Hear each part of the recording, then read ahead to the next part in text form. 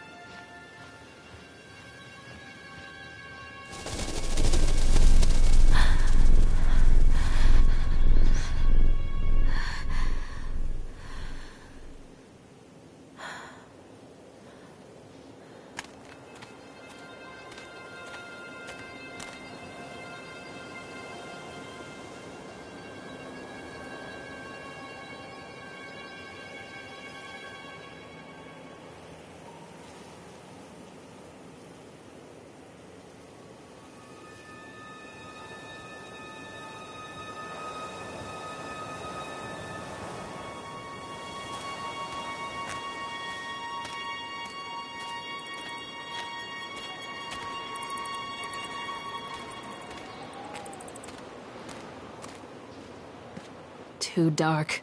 I'm not going in there without a flashlight.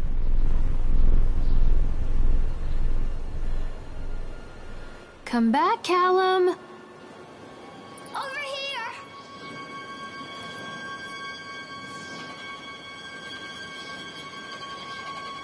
Too dark.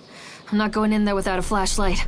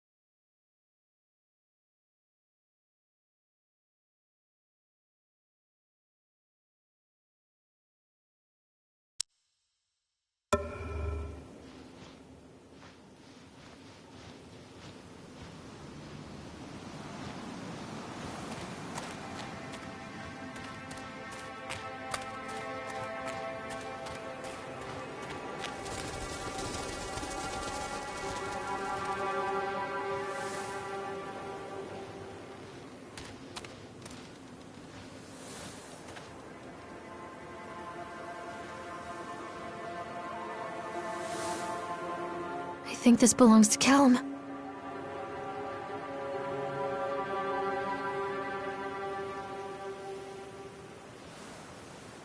Where are you? This way! Where are you? This way, Mommy!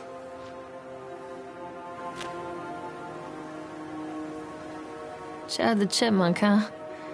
Just a drunk guy in a suit.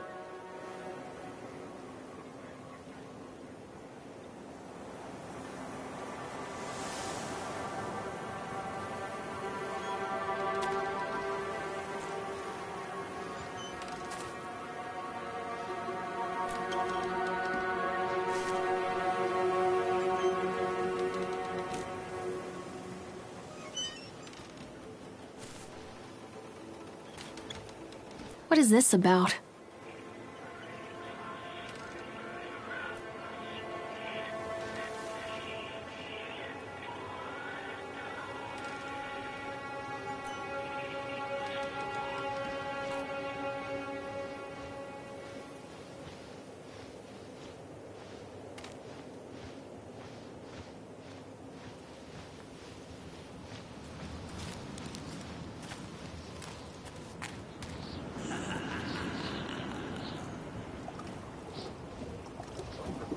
Where are you?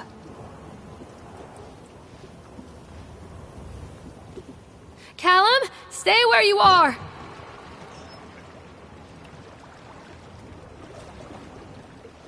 Come on, Mommy!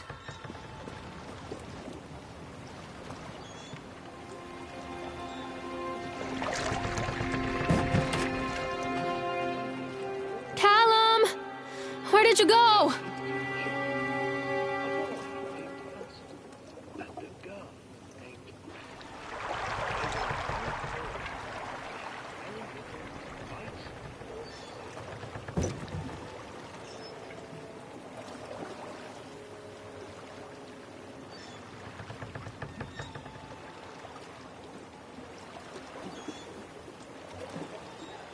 Mommy needs to see you, Callum.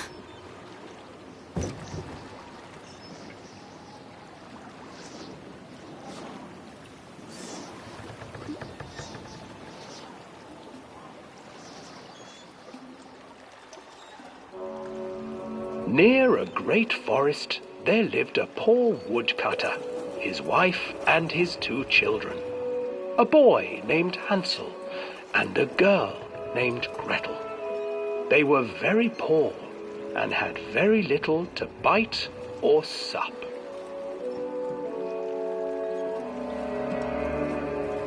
"What will become of us?" the woodcutter asked his wife one night. "I tell you what, husband, we will take the children into the thickest part of the forest tomorrow and abandon them there." "No, my wife, I cannot do that," said the man. "Then we will all 4 starve, you fool." Hansel and Gretel overheard their parents talking, and Gretel began to weep. "Do not fret, Gretel," Hansel said. He crept out of the hut and gathered white stones from the ground to fill his pockets.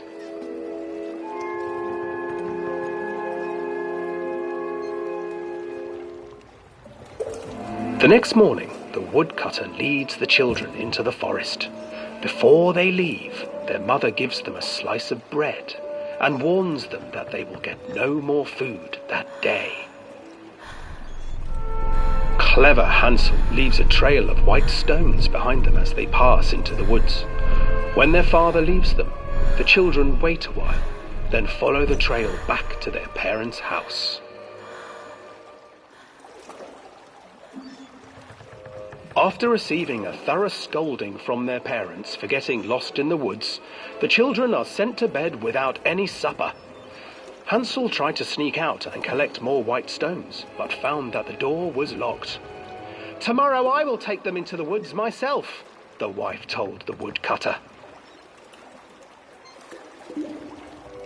In the morning, their mother gave them a slice of bread and led them deep into the forest once again.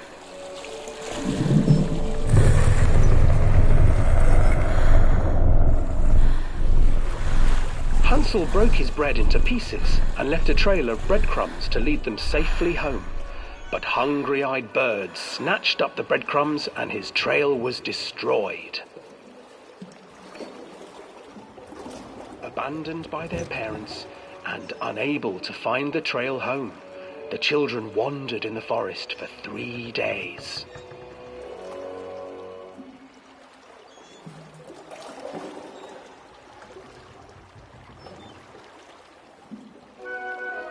The children stumbled into a clearing with an exceedingly strange house. Its walls were made of gingerbread, and its windows were panes of clear sugar. Hansel, desperately hungry, ran forward and began to nibble on the walls.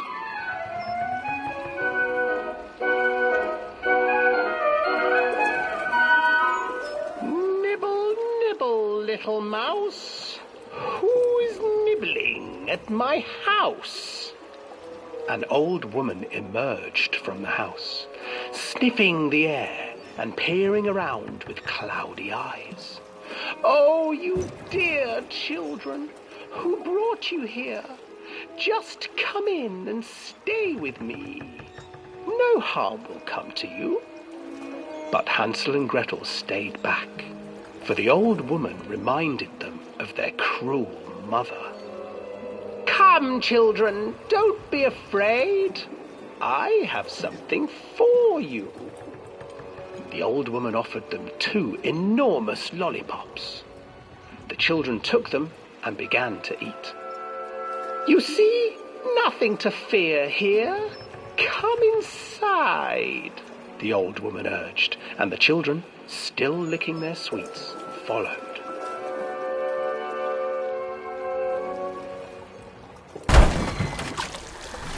Once inside the house, the old woman changed.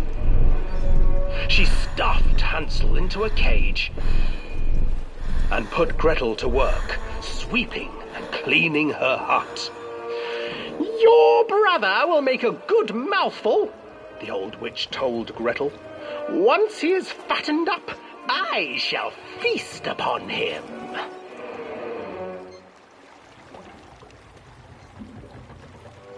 Time passed, and poor Hansel refused to eat, fearing the day that the witch would eat him. The witch, for her part, grew impatient. "Today I will cook and eat your brother, Gretel. Climb inside and light the oven." But Gretel pretended not to understand. "I do not..." "Fool," the old witch said. "The opening is here." And she moved to show Gretel. Seizing her courage, brave Gretel gave the witch a shove, and the old crone tumbled forward into the oven. Gretel slid a large iron bolt over the door to the oven. Gretel freed her brother Hansel, and together they lit a fire beneath the oven. And though she screamed and begged, the children sat by the oven until her screams had stilled, and the witch was cooked. And then, because even children can't survive on sweets, they divided up the body of the old witch and ate her.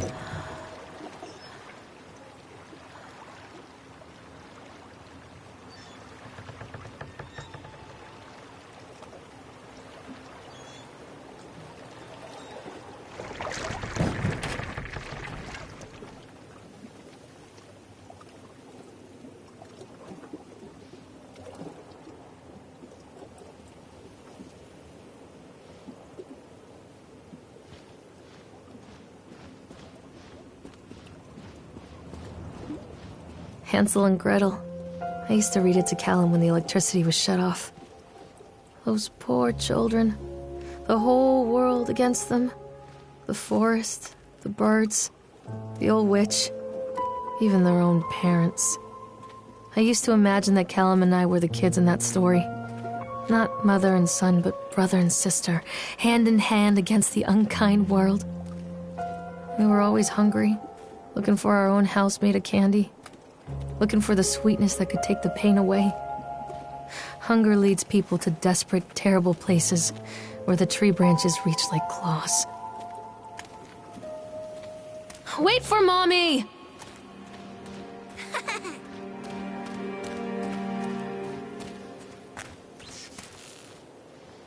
Another accident. This place.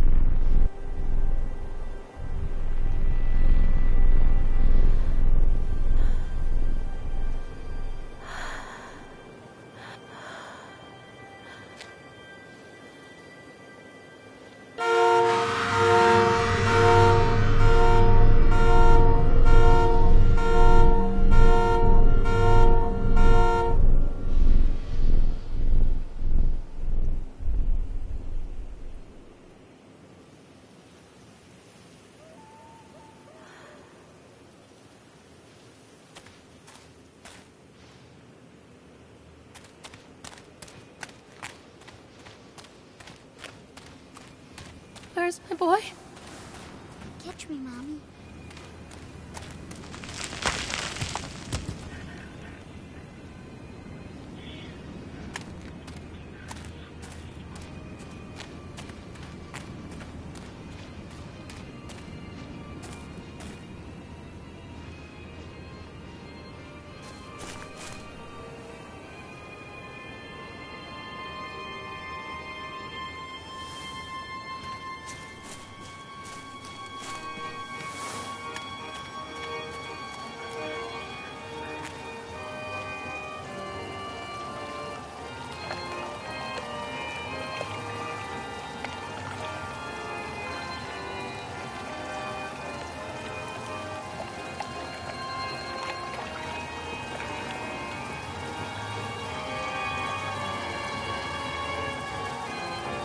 This old thing used to make the blood run to my head.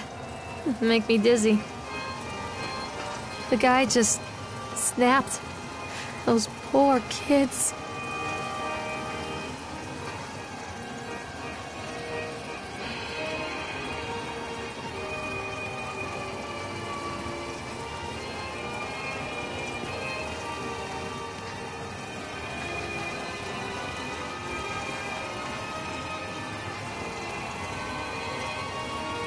I can't get on while it's moving.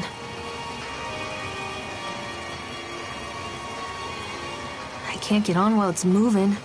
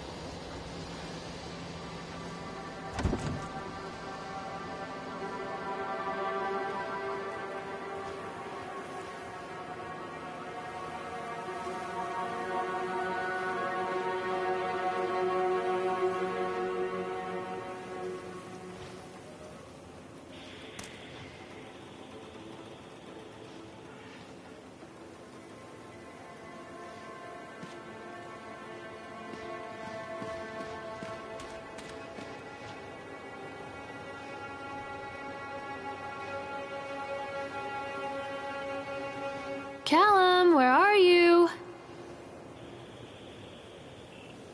Oh, I remember this.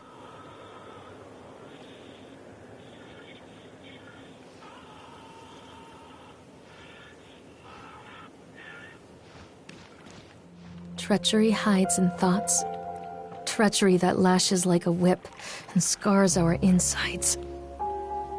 The first time I saw Callum, my thoughts betrayed me.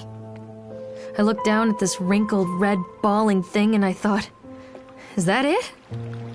We build our world from expectations, and the world that I had built for Callum was no different. He was so real, so there, and so far from my expectations. And they shattered, and as they fell in pieces, that one treacherous thought became a new foundation. All of the love that we shared, all of the warmth and goodness that followed, built on a single, traitorous thought.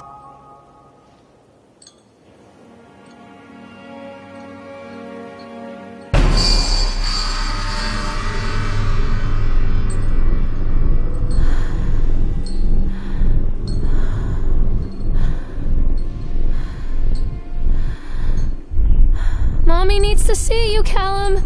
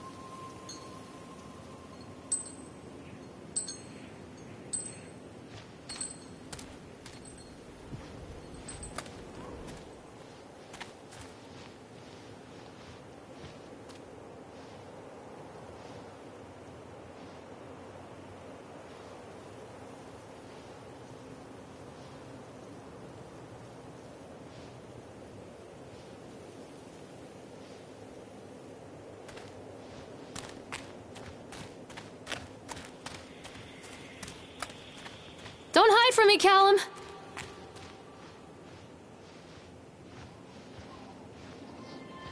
Constant crashes and 80s music. I guess it floats someone's boat.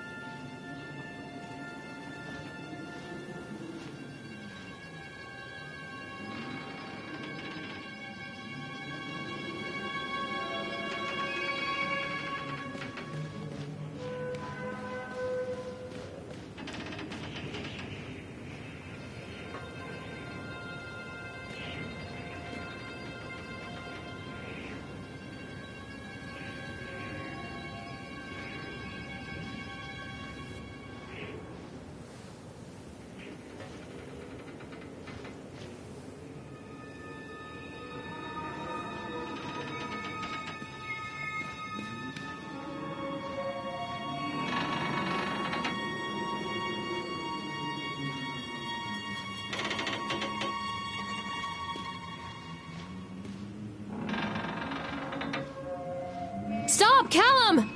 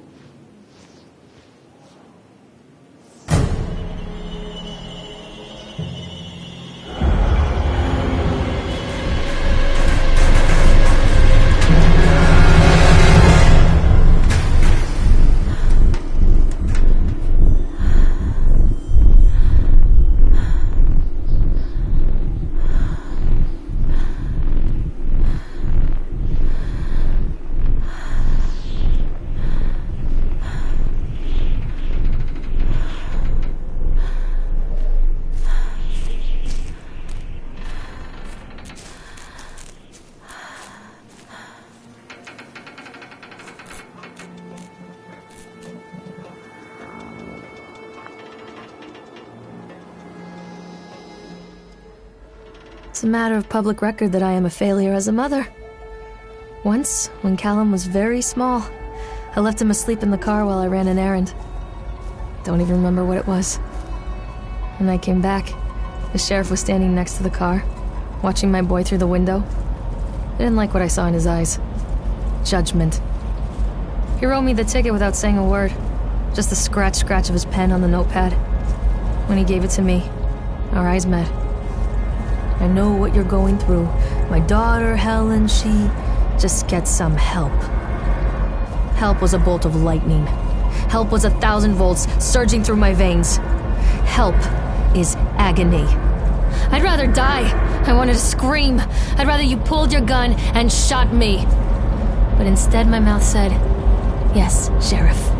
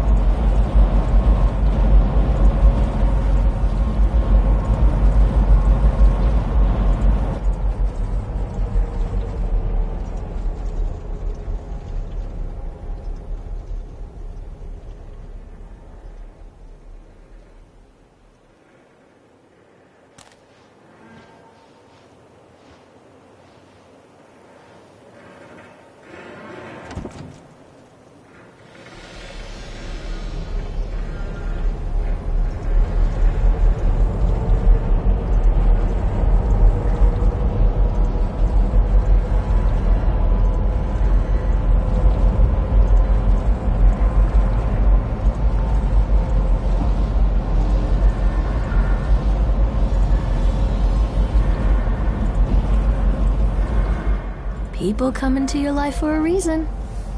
Dad used to say that before Mom ran off. After that, he mostly just drank. Things were different for Don and I. When we met, I was sweeping the floor at Susie's diner. He came in with some workers, but he didn't try to flirt or cop a feel like the others. He just ordered a coffee and sat there, watching me. When my shift was over, he offered to walk me home. I don't know how to describe that walk. We talked and laughed and eventually kissed. It felt like love. It felt like a fairy tale. I can't tell you if Callum was made that night or one of the ones that followed, but I think it has to be that night. That one perfect night. Don and I moved in together, but then, well, he died. According to the supervisor, his safety harness failed when he was working on the top of the Ferris wheel. Don was there one moment, and then gone. Sometimes people leave your life for no reason. I was 3 months pregnant with Callum. Fairy tale fucking over.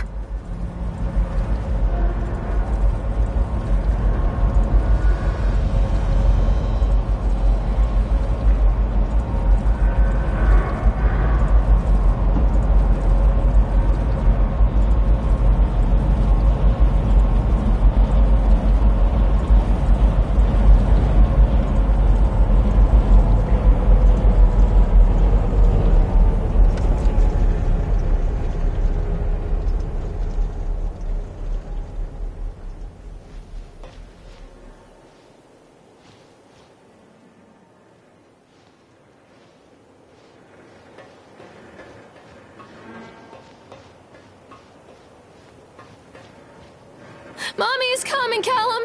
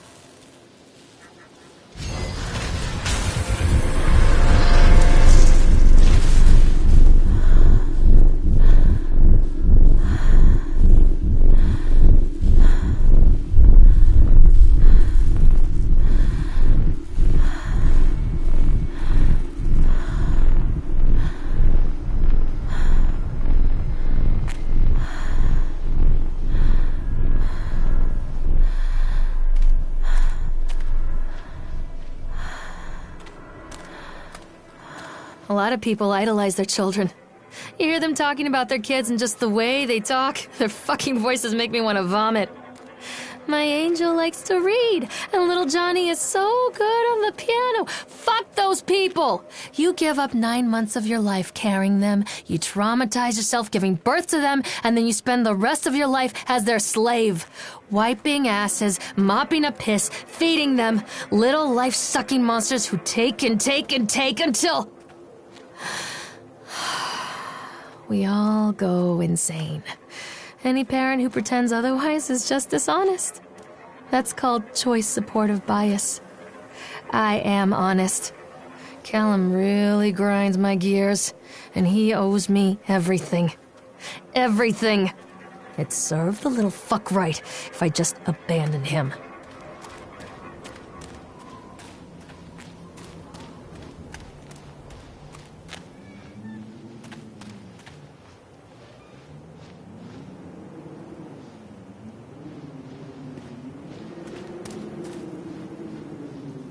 I always wanted to ride this one.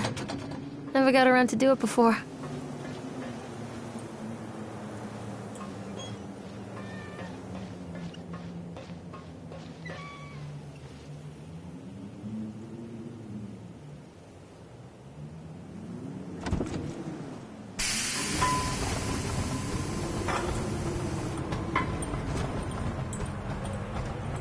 What do you want?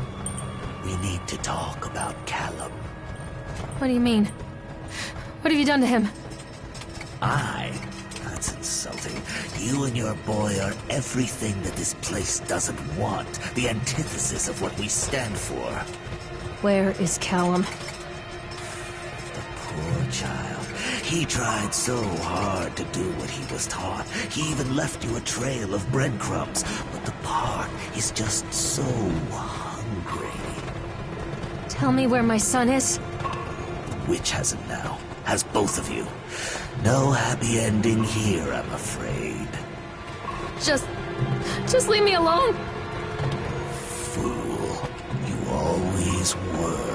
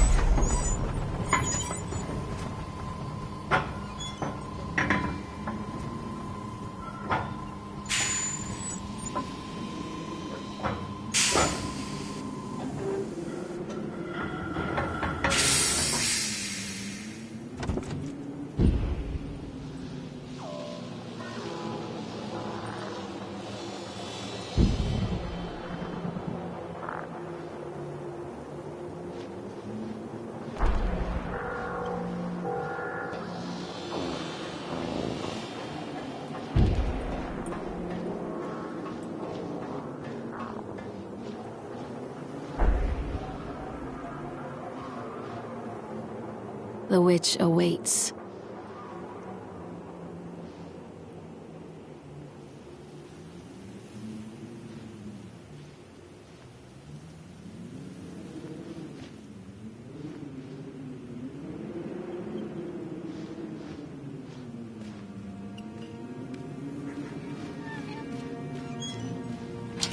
Callum has bruises on his arms, finger marks. Someone has been hurting him! I've asked him, demanded really, to know where he got the marks. But he doesn't want to answer me. Something has scared him into silence. He doesn't dare talk. He's been changing too. Something sinister lurks in the darkness behind his eyes. I catch him staring at me at odd moments. In the night, he tosses and turns and cries out words that I cannot understand.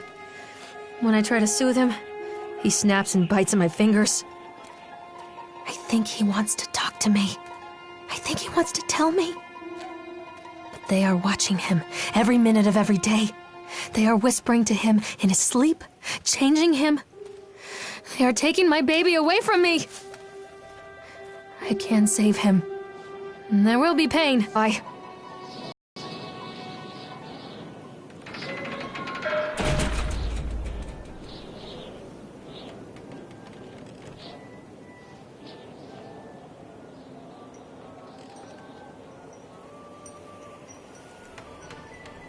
The whole town was shocked by that one. Never found out who did it.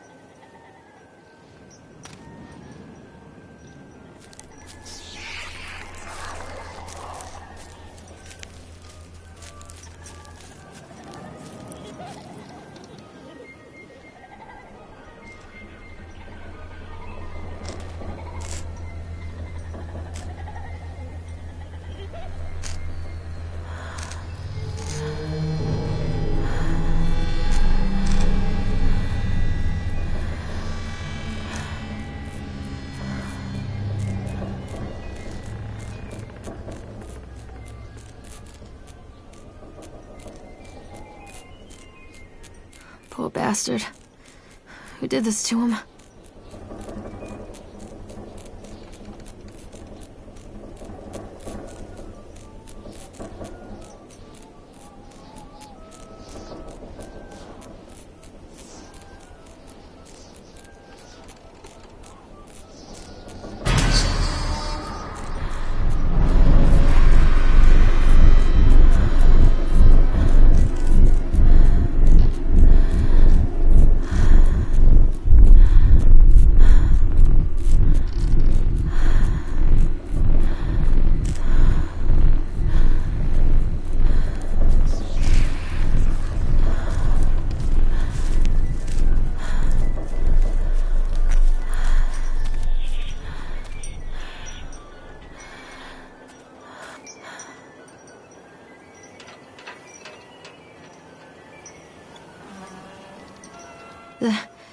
These are mine.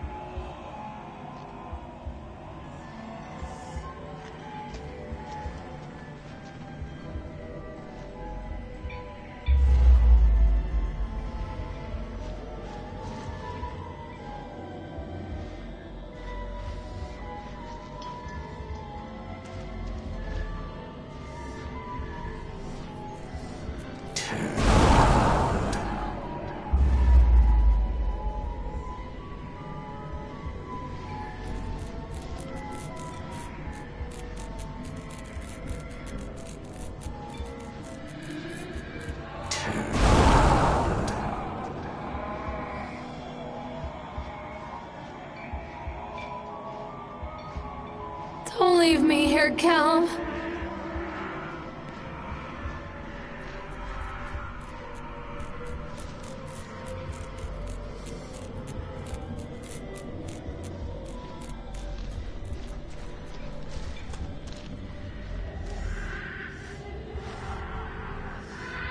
Don't leave me here, Callum. Don't touch me. Callum, I'm sorry.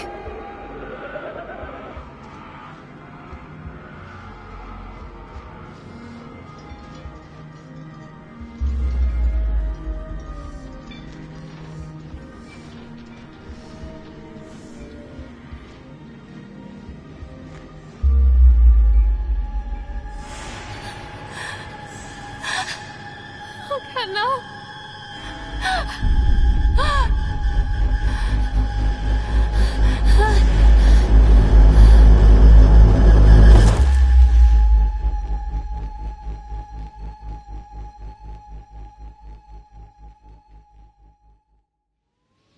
Ugh.